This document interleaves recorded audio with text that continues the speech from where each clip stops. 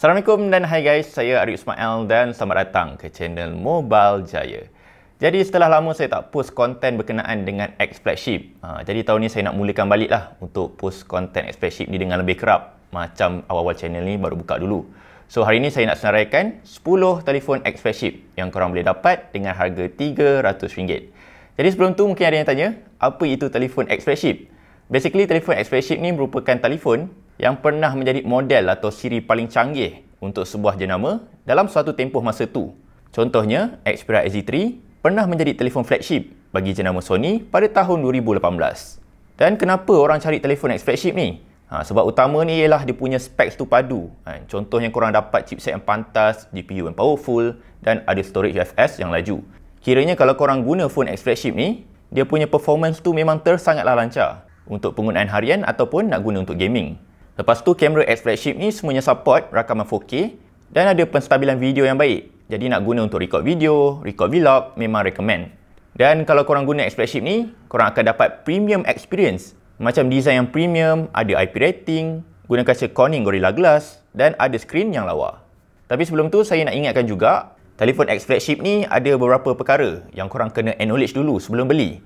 Yang pertama, dia punya gaming memang boleh set grafik yang tinggi. Tapi phone akan mudah rasa panas kalau korang main game lama-lama. Jadi kena pakai cooler untuk kurangkan haba. Lepas tu bateri X flagship ni kebanyakannya kecil, selalunya dalam 3000 mAh. Tambah-tambah pula bateri health dah menurun. Jadi kemungkinan dia punya bateri tu dah tak tahan sangat. Lepas tu kebanyakan unit X flagship ni datang daripada Jepun. Jadi majoritinya tak support voice over LTE dekat Malaysia ni. So bila tak ada voice over LTE, kalau ada orang call masa tengah main game, 4G akan turun ke 2G. So apa jadi? Game akan auto disconnect kalau ada call tengah masuk time tu. Dan last sekali, semua unit X flagship ni of course merupakan unit second hand. Jadi mungkin akan terdedah dengan beberapa isu. Jadi pastikan ada warranty dulu baru korang beli. Jadi saya pun dah tak sabar nak umumkan senarai telefon X flagship ni. Jadi ini dia 10 telefon X flagship yang korang boleh dapat dengan harga RM300.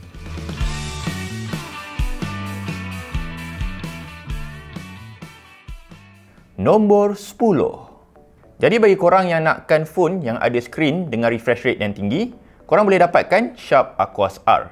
Phone ni yang bestnya dia guna skrin ISO 120Hz dan dia punya interface guna near stock Android yang ringan dan minimalis. Cuma yang tak berapa best, design dia nampak sedikit murah, guna mono speaker saja dan kualiti kamera dia tak berapa lawa sangat banding dengan telefon yang saya akan umumkan nanti.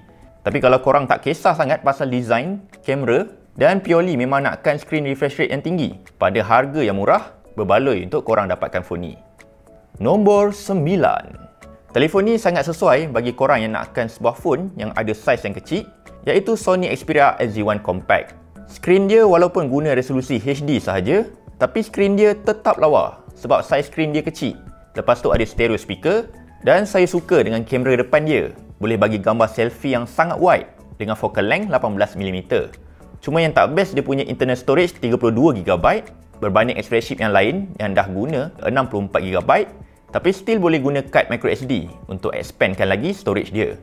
So bagi korang yang nakkan phone yang laju, kamera yang nice dan ada design yang kecil, korang boleh survey Xperia XZ1 Compact ni. Nombor 8. Telefon ni pernah viral masa zaman PKP dulu sebab ada satu channel YouTube ni pergi viral kan sampai sold out, iaitu Sony Xperia XZ1. Telefon ni sekarang dah boleh dapat dalam RM200 sahaja dan masih solid terutama dari segi design, kamera dan kemampuan video recording dia. Cuma bateri dia tak berapa tahan sangat sebab kapasiti bateri dia agak kecil, jadi prepare power bank kalau nak guna phone ni untuk penggunaan yang berat. Tapi bagi korang yang nak utamakan performance harian yang laju, suka record video, ada stereo speaker dan ada skrin yang nice, inilah phone yang korang boleh cari. Nombor 7. Telefon ketujuh ni secara kasarnya macam Xperia XZ1 tadi, tapi dia versi yang lagi besar, iaitu Sony Xperia XZ Premium. Beza dengan XZ1 tadi, telefon ni ada skrin yang lagi besar, plus guna resolusi 4K, ada bateri yang lagi besar, dan ada pilihan warna yang menarik macam warna merah dan silver. Cuma tak berapa best, kapasiti bateri dia agak kecil untuk skrin 4K yang besar, jadi bawalah power bank untuk elakkan bateri dia cepat habis. Tapi bagi korang yang nakkan phone yang elegan dan masih power dari segi skrin, performance dan kamera, ini antara phone yang best korang boleh beli. Nombor 6. Bagi korang yang pernah ada hasrat nak guna phone HTC tapi bajet kecil, jangan risau. Ini phone yang korang still boleh dapatkan, iaitu HTC U11. Phone ni best sebab dia ada design yang sangat premium, ada stereo speaker yang sangat kuat dan boleh masuk Gcam sebab kamera dia ada RAW support. Cuma yang tak best, dia tak ada earphone jack, so korang kena guna adapter USB-C ke 3.5mm atau gunakan wireless earphone. So kalau korang nak phone yang premium, speaker sedap dan boleh masuk Gcam, korang boleh cari HTC U11 ni. Nombor 5. Untuk telefon X flagship nombor 5 dan ke atas ni, kita dah masuk kawasan phone dengan chipset Snapdragon 845. Dan salah satu phone 300 yang guna chipset ni ialah Sharp Aquos R2.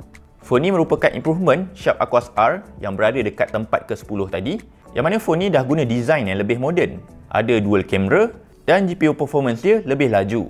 Cuma yang tak bestnya, kamera dia still tak berapa lawa kalau compare dengan X flagship yang lain dan bateri dia agak kecil untuk tampung skrin Quad HD+.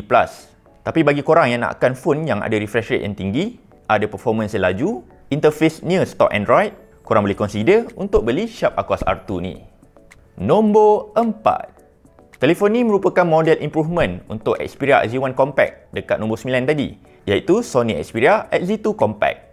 Improvement yang dia bawa banding Xperia XZ1 Compact, skrin dia nampak lagi besar, nampak lebih moden, ada storage 64GB dan support USB 3.0. Cuma yang kurangnya phone ni tak ada earphone jack dan dia punya kamera depan dah downgrade jadi 5MP banding 8MP dekat XZ1 Compact. Tapi bagi korang yang nakkan phone yang compact, yang ada specs flagship dengan design yang moden, korang boleh cari Xperia XZ2 Compact ni. Nombor 3. Telefon ni actually versi upgrade untuk Xperia XZ1 yang ada dekat nombor 8 tadi, iaitu Sony Xperia XZ2. Telefon ni dah bawa design yang lebih moden, ada fungsi dynamic vibration yang bolehkan vibration ikut rentak lagu dan ada kapasiti bateri yang sedikit besar. Cuma yang kurangnya phone ni dia dah buang earphone jack dan kamera depan dia pun dah downgrade jadi 5MP banding 16MP dekat Xperia XZ1. Tapi bagi korang yang nakkan phone yang elegan dan laju dengan harga sekitar RM250, inilah phone yang korang boleh cari. Nombor 2. Telefon ni dia up sikit banding Sony Xperia XZ2 tadi, yang mana dekat phone ni ada extra RAM, bateri dan kamera, iaitu Sony Xperia XZ2 Premium. Phone ni actually dah boleh dapat dengan harga RM300 kalau korang pilih grade B untuk unit second hand, yang mana ni merupakan salah satunya telefon yang ada dekat dalam senarai ni yang guna 6GB RAM. Yang bestnya phone ni guna skrin 4K, ada dual kamera, ada wireless charging dan dia ada bateri 3530mAh.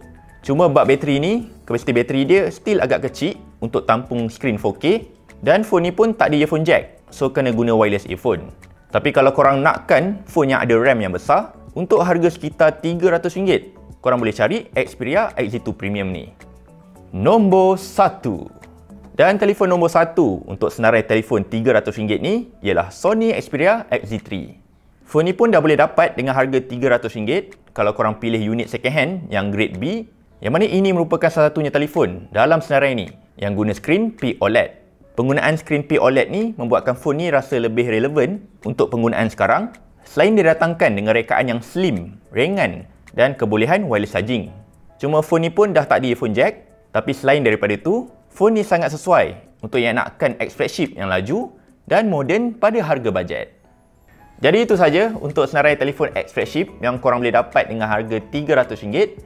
Jadi bagi korang yang ada sebarang soalan, cadangan ataupun apa lagi senarai yang saya patut buat selepas ni, korang boleh kemukakan komen korang melalui ruang komen di bahagian bawah ini. Sehingga kita berjumpa lagi di lain hari dan waktu. Assalamualaikum dan bye-bye.